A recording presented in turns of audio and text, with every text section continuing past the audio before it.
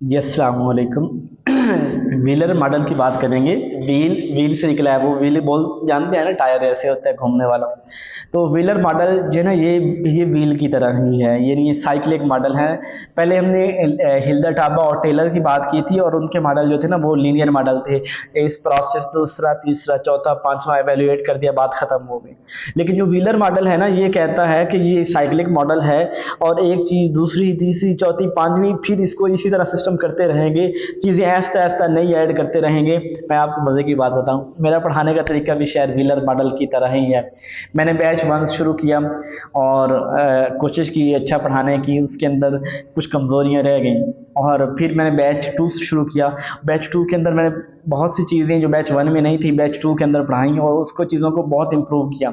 अब मैं बैच 3 शुरू कर रहा हूँ, और बैच 3 के अंदर मैं चीज़ों को इतना एडवांस लेवल पे लेके जा रहा हूँ कि यानी जो मेरे ख्वाब है कि मैं समझता हूँ कि I I want to be the best, मुझे बेस्ट टीचर बनना है। यानी मैं इस कदर मोटिवेटेड हूँ कि मैं बैच 3 के अंदर इस कदर लर्निंग ज़बरदस्त करवाऊंगा कि मैं चैलेंज कर सकूँ कि मेरा किसी के साथ कोई मुकाबला नहीं है, लेकिन मैं चैलेंज कर सकूँ कि मैं अपनी तरफ से बेस्ट वैल्यूज़ दूंगा, कि जो बच्चा जो है ना वो पढ़ना चाह रहा होगा, जिसको जो है ना वो एजुकेशन की तैयारी करना चाह रहा होगा, वो 4 साल नहीं अगर 8 साल भी यूनिवर्सिटी में लगा के आया है, तो मेरे से 3 से 3.5 महीने के अंदर उसको इतनी लर्निंग हो जाएगी कमाल की, कि वो बंदा याद करेगा सारी ज़िंदगी कि किसी ने एजुकेशन सब्जेक्ट पढ़ाया था। बस वो कंसिस्टेंसी किसी ठीक है साथ जुड़ा है। अब ये व्हीलर है मॉडल की तरह है कि बैच 1 के अंदर कुछ कमजोरियां थी, बैच 2 के अंदर और बेहतर किया, बैच 3 के अंदर बहुत बेहतर होने जा रहा है। ऐसे ही जिंदगी रही तो चीज़ों को इतना एडवांस और इतना ज़बरदस्त लेवल के ऊपर लेके जाऊंगा कि जो मुझसे पढ़ लेगा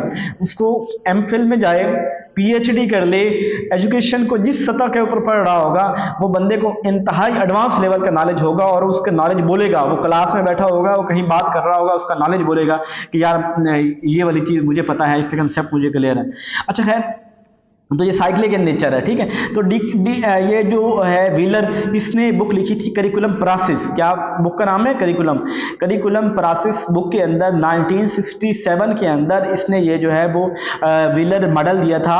और ये जो मॉडल है ये रिलेटेड है इन चीज़ें, हर साइकिल के अंदर यही होता है ना, हर चीज़ यानी कि साइकिल के अंदर चीज़ें हैं वो आपस में रिलेट कर रही हैं, पहले दूसरी फिर इस तरह आपस में रिलेट होती हैं, इंटरडिपेंडेंट होती हैं, एक दूसरे के ऊपर डिपेंड कर रही होती हैं। और ये simplified view of the curriculum process है। व्हीलर जो है इसकी डेफिनेशन वैसे देख लेते हैं। The planned experience offered to the learner under the guidance of the school. Wheeler जो करिकुलम की डेफिनेशन देता है वो कहता है वो प्लान एक्सपीरियंसेस, प्लान जो चीज़ें प्लान हैं जो एक लर्नर को एक स्कूल के अंदर जो है वो पढ़ाई जा रही होती हैं। और ये जो व्हीलर था ना, ये वैसे इन्फ्लुएंस था हिल्डर टाबा से भी, रॉल्फ टेलर से भी, और बलूम टैक्सोनॉमी जो दी थी बेंजामिन बलूम ने, उनकी उसके मुतासिर था। यानी उनकी चीज़ें इसको भाई और उसी को प्रोसेस को उसने लिया, लेकिन बस इसने उसको साइक्लिक नेचर के अंदर बना दिया कि बार बार ये प्रोसेस रिवॉल्व होना चाहिए। इसके अंदर उसने 5 स्टेजेस बताई हैं। अच्छा, ये स्टेजेस भी आपने याद रखनी है। टेलर के अंदर कितनी थी? 4। हिल्डर टाबा के अंदर कितनी थी? 7। व्हीलर के अंदर कितनी होंगी जी? 5 होंगी, ठीक है। और इसको साइक्लिक मॉडल कहा जाता है कि because it doesn't have a linear beginning and and. Cyclic होता है ना कि जिसके अंदर घूमना रहा है, यानी अब मैंने यहां से शुरू किया है, ये मेरा स्टार्टिंग पॉइंट है, अब यहां पे कोई एंड पॉइंट नहीं होता, वो भाई जो यहीं से दोबारा रिवॉल्व करता रहता है। यानी समझो कि स्टार्टिंग पॉइंट और एंडिंग पॉइंट नहीं है, वो तो चलता रहता है, इंप्रूव होता रहता है, कंटिन्यूस प्रोसेस है at any point.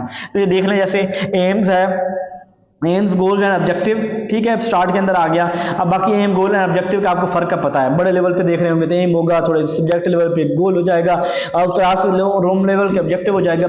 Learning experiences देखेंगे हम कि क्या पढ़ाना है, कौन से लर्निंग एक्सपीरियंस होंगे।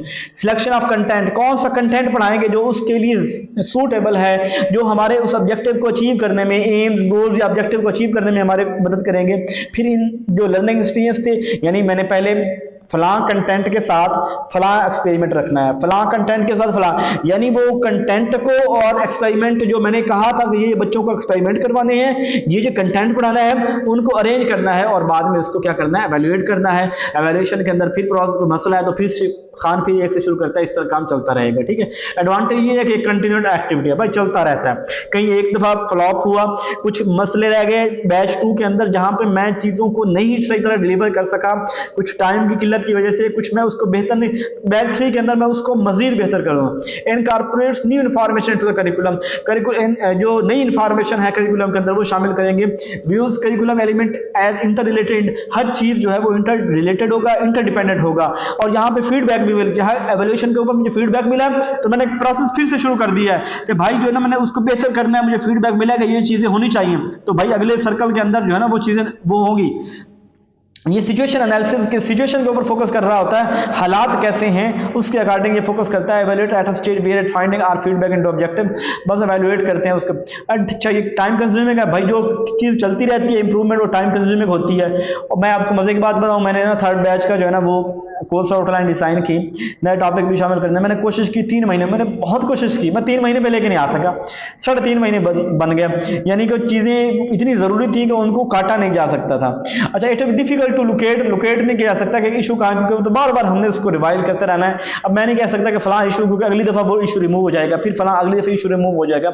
It is not different from objective model. ये ऑब्जेक्टिव मॉडल से डिफरेंट है। ऑब्जेक्टिव मेरा क्या है कि बेस्ट लर्निंग होनी चाहिए, और ये उससे मुख्तलिफ नहीं है। It seem to lack of procedure between organize, और ये प्रोसीजर को कहता है कि जो integrating learning experiences content evaluation है कि कोई ऐसा देखें, यानी यहाँ पे के ऊपर भी ऑब्जेक्टिव के ऊपर फोकस है, क्या पढ़ाना चाहता हूँ, लेकिन ये फोकस नहीं है इसके अंदर कि जो मेरे एक्सपीरियंसेस हैं, जो मेरा कंटेंट है, जो एवेल्युएशन है, इनको कैसे सीक्वेंस बेस पे इनको कैसे फोकस, इनको कैसे तरतीब दी जाए, उसके ऊपर इसका फोकस नहीं है। ठीक है, ये उम्मीद है आपको व्हीलर की समझ आ गई होगी, क्योंकि इसको एग्जाम्पल मैंने बड़ी ही वो दे दी है, शायद नहीं देनी चाहिए थी, शायद देनी चाहिए थी।